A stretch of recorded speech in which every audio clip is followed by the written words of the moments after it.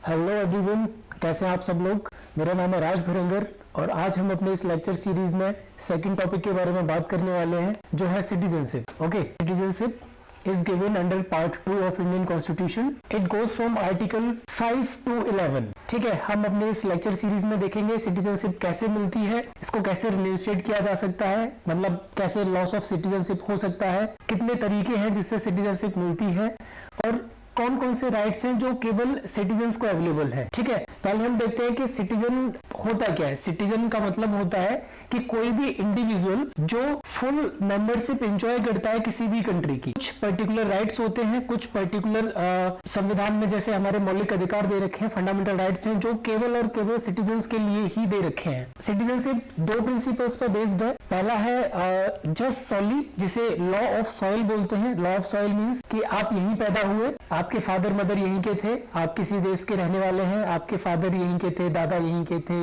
आप इसी देश में पैदा हुए हैं, तो दिस इज कॉल्ड जस्ट सॉली, इसको हम लॉ ऑफ सॉइल बोलते हैं। और दूसरा होता है just sanguine means law of blood. अगर आपके पेरेंट्स, जो हम आगे अपनी लेक्चर सीरीज में देखेंगे, अगर आपके दोनों पेरेंट्स इंडियन हैं और आप दुनिया में कहीं भी पैदा होते हैं तो भी आप जस्ट बेस्ड ऑन ब्लड आप इंडियन सिटीजन कहलाएंगे। ठीक है, ये दो प्रिंसिपल्स याद रखने हैं हमें, जस्ट सॉली और जस्ट सैंग्विन।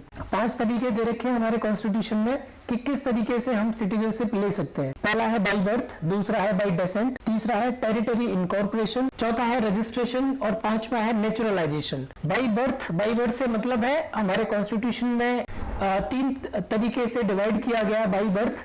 अगर आपका बर्थ इंडिया में हुआ है, ठीक है, तो कॉन्स्टिट्यूशन में कुछ डेट्स दे रखे हैं कि फर्स्ट है कि अगर 26 जनवरी 1950 से लेके अगर आपका जन्म 1 जुलाई 1987 के बीच में हुआ है तो आप अगर भारत में पैदा हुए हैं, आप if you are born in India between 26 January 1950 to 1st of July 1987 तो you will be called citizen of India irrespective of parents। कोई फर्क नहीं पड़ता कि आपके पेरेंट्स इंडियन थे या नहीं थे, अगर आप भारत में पैदा हुए हैं तो आप भारत के नागरिक कहलाए जाएंगे, बाई बर्थ हो गया। सेकंड आता है इसी में, सेकंड पॉइंट है कि अगर आप जुलाई 1987 से दिसंबर 2004 इसके बीच में अगर आप पैदा हुए हैं तो इसमें आपका ईदर ऑफ पेरेंट, या तो आपकी मदर इंडियन थी या आपके फादर इंडियन थे, तो ही आप भारत के बाई बर्थ नेचुरल सिटीजन कहलाए जाएंगे। और थर्ड है, जैसे जैसे देश आगे बढ़ता गया, चीजें होती गई, तो ये थोड़ा सा बाई बर्थ वाला कॉन्सेप्ट थोड़ा सा रिजिड हो गया है। अभी थर्ड है, थोड़ा सा टाइट है इसका प्रोविजन, लाइक अगर आप दिसंबर 2004 के बाद पैदा हुए हैं,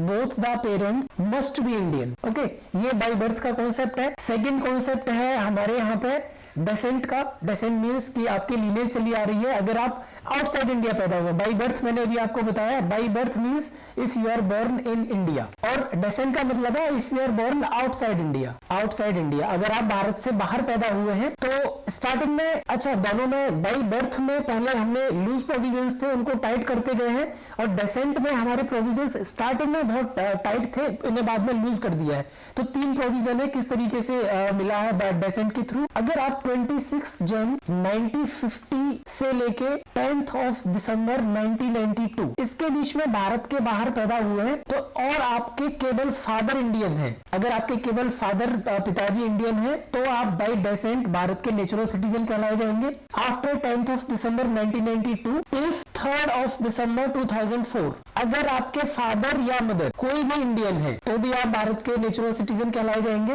बाय डेसेंट। और थर्ड प्रोविजन बहुत ज्यादा रिलैक्स कर दिया है कि अगर आप दिसंबर 2004 के बाद पैदा हुए हैं तो आपको विद इन 1 ईयर, बहुत रिलैक्स जाइए, विद इन 1 ईयर आपको इंडियन कॉन्सुलेट में जाके अपने आप को रजिस्टर कराना है। आपके फादर या मदर कोई भी इंडियन सिटीजन है, इसके रेस्पेक्टिव आपको बस जाके कॉन्सुलेट में कराना है कि आप इंडिया के सिटीजन बनना चाहते हैं, सिंपल। ठीक है, थर्ड प्रोविजन आता है हमारा थर्ड प्रोविजन आता है हमारा टेरिटरी इनकॉर्पोरेशन। टेरिटरी इनकॉर्पोरेशन का मतलब है कि अगर इंडिया, भारत सरकार किसी भी टेरिटरी को एक्वायर करती है फ्यूचर में तो उस टेरिटरी के रहने वाले लोग भारत के नेचुरल सिटीजन हो जाएंगे। आप ये तीनों को मैंने अभी बताया आपको, descent, territory and by birth, इन तीनों में रहने वाले लोगों को नेचुरल सिटीजन कहा जाता है। कल को मान लीजिए भारत पाकिस्तान लड़ाई हो जाती है और भारत लाहौर तक पहुंच जाता है तो लाहौर में जितने भी रहने वाले लोग हैं कल से वो इंडियन सिटीजन हो जाएंगे, इंडियन सिटीजन हो जाएंगे सारे। ये है टेरिटरी इनकॉर्पोरेशन। चौथा पॉइंट है रजिस्ट्रेशन। रजिस्ट्रेशन के थ्रू आपको इंडियन कोई भी इसमें कई प्रोविजंस दे रखे हैं। पहला प्रोविजन है कि कोई भी फॉरेनर जो इंडियन सिटीजन से शादी कर लेता है, या वो मेल हो या फीमेल हो, कोई भी अगर इंडियन सिटीजन से शादी कर लेता है, ठीक है, या फिर वो किसी कॉमनवेल्थ कंट्री से बिलोंग करता है, या फिर कोई पर्सन ऑफ इंडियन ओरिजिन है, जिसे पीआईओज बोलते हैं, पहले ओसीआईज और पीआईओज चलते थे, वो होते हैं। इनको चाहिए 7 साल तक अगर आप भारत में रह रहे हैं बिफोर मेकिंग एप्लीकेशन, ठीक है, बिफोर मेकिंग और बिफोर अप्लाइंग फॉर सिटीजनशिप आप एटलीस्ट 7 साल तक भारत में रह चुके हो, तो रजिस्ट्रेशन के थ्रू आप अपने इंडियन सिटीजन बन सकते हैं। और 5th पॉइंट आता है नेचुरलाइजेशन। नेचुरलाइजेशन का मतलब है कि कोई भी फॉरेनर जो 12 साल या 12 साल से ज्यादा भारत के अंदर एज अ सिटीजन रहा है, यहाँ पे एज अ पर्सन रहा है, यहाँ पे कोई भी 12 साल से ज्यादा रहने वाला बंदा सिटीजनशिप के लिए अप्लाई कर सकता है, ठीक है। तो ये हमने भी 5 तरीके देखे। There are 5 ways to get citizenship.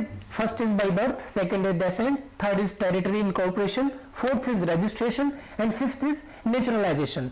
And there are 3 ways to end citizenship. अब जब citizenship आप ले सकते हैं तो citizenship छोड़ने के लिए भी आपके पास provisions होने चाहिए।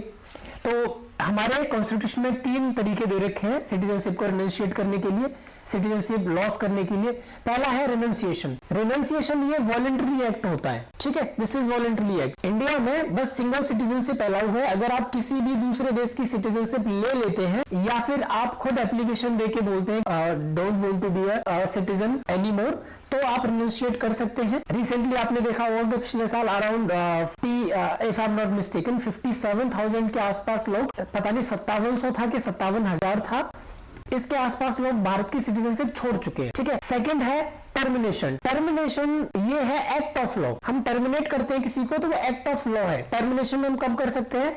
इसमें 2-3 प्रोविजंस हैं कि अगर कोई भी सिटीजन जो एक्वायर कर रहा है, कोई भी फॉरेनर जो एक्वायर कर रहा है इंडिया की सिटीजनशिप, अगर वो लॉ का वायलेशन करता है, कॉन्स्टिट्यूशन का वायलेशन करता है, तो उसकी सिटीजनशिप टर्मिनेट की जा सकती है। या फिर कोई भी बंदा फॉरेन कंट्री की सिटीजनशिप ले लेता है, फॉरेन कंट्री की सिटीजनशिप ले लेता है, तो भी उस केस में सिटीजनशिप टर्मिनेट की जा सकती है। ये एक्ट ऑफ लॉ है, क्योंकि इंडिया प्रोवाइड करती है सिंगल सिटीजनशिप। हमारे यहाँ अदर कंट्रीज की तरह नहीं होता कि आप इंडिया के भी सिटीजन हो सकते हैं और दूसरे कंट्री के भी सिटीजन हो सकते हैं। हमारे यहाँ ये एप्लीकेशन, ये चीज अप्लाई नहीं होती है। एंड थर्ड होता है डिप्रिवेशन। ये तीसरा तरीका है जिससे आप इंडिया की सिटीजनशिप लॉस कर सकते हैं। डिप्रिवेशन कैसे है कि जब आपने सिटीजनशिप लेते टाइम या तो फ्रॉड किया हो डॉक्यूमेंट्स में, ठीक है, या मिस रिप्रेजेंटेशन ऑफ फैक्ट किया हो, या फिर आप किसी अनलॉफुल एक्टिविटीज में इंडल्ज हो, ठीक है, या आपने डिसलॉयलिटी टुवर्ड्स इंडियन कॉन्स्टिट्यूशन दिखाई हो, आप डिसलॉयल रहे हो इंडियन कॉन्स्टिट्यूशन के लिए, या फिर आपने एनिमी जो कंट्री है, एनिमी कंट्री की हेल्प की हो इंडिया के अगेंस्ट, ठीक है, तो इन केसेस में आपको डिप्राइव किया जा सकता है। तो there are 3 provisions to end Indian citizenship, that is renunciation, the second one is termination and third one is deprivation. Okay, अब हम देख लेते हैं फटाफट से कि कुछ फंडामेंटल राइट्स हैं जो केवल इंडियन सिटीजन्स के लिए अवेलेबल हैं। FRs available only to Indian citizens, वो है आर्टिकल 15, आर्टिकल 16, आर्टिकल 19, आर्टिकल 29 और 30।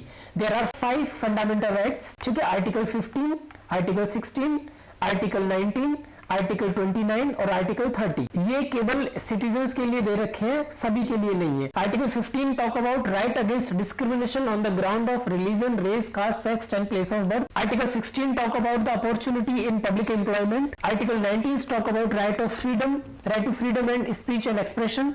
Article 29 and 30 talk about cultural and educational right. दो और फंडामेंटल राइट्स नहीं है, आउट ऑफ फंडामेंटल राइट्स है, 2 और आर्टिकल्स है। आर्टिकल 51A जिसे हम फंडामेंटल ड्यूटी बोलते हैं, ठीक है, it was added by 42nd amendment act 1976। Fundamental duties are only to citizens. और अडल्ट सरफेस 326 के अंदर जो दे रखा है राइट टू वोट, ये भी केवल सिटीजन्स के लिए एप्लीकेबल है। ओके, तो आज का हमारा टॉपिक खत्म होता है यहीं पे। अब नेक्स्ट टॉपिक में फंडामेंटल राइट से शुरुआत करेंगे। Thank you so much.